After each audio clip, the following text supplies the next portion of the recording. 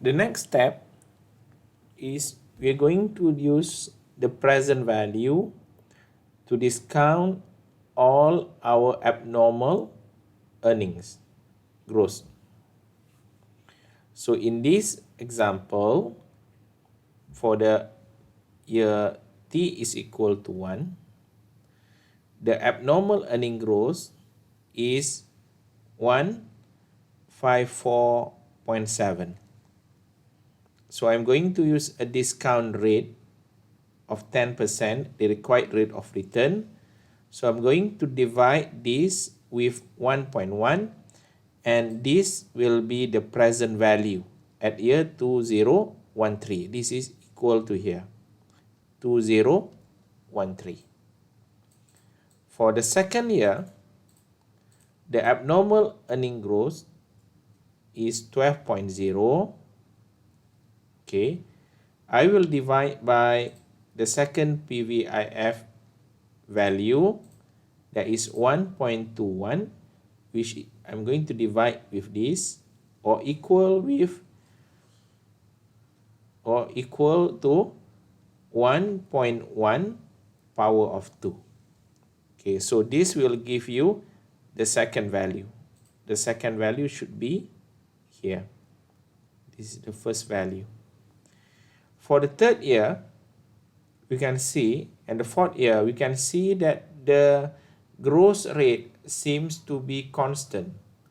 So from this example, we can assume that G is equal to 5%. So assuming that the growth is constant, I can apply the constant growth model. That is, by discounting this value as continuing value. So what is the value here? I'm going to bring the value here, X, or just put CV here. CV will be equal to the future abnormal earning growth, that is 5.0, divided by 1.10 minus 1.05. If you still remember, when we learned about dividend model, we have this formula, V is equal to D1 or D0, 1 plus G, then divide by R minus G. So I'm going to apply the same formula there. This gives me the value of 100. This 100 is in year 2015. So I want to bring the value to 2013. So what should I do? I discount it again. I divide with 1.21. 1.21 is the discount rate for 10% 2 year. So this gives me another value here. So this will be the present value of your abnormal earning growth. Consists of 2014, 2015, and continuing value for year 2016 onward, assuming that the growth rate is constant at 5% level. So you will get this answer for the questions. Yeah, this is the value.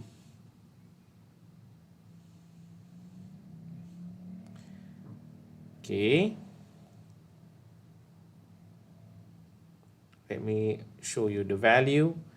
This is your earnings, current earnings, and then you have your present value of year 1 and year 2, and then continuing value.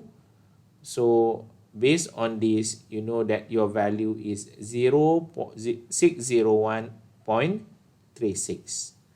Under abnormal earning growth model, to determine the value of equity, this value will be divided by your R, 10%. So 601.36 divided by 0.10. So this gives you your value of equity. This will be your value of equity.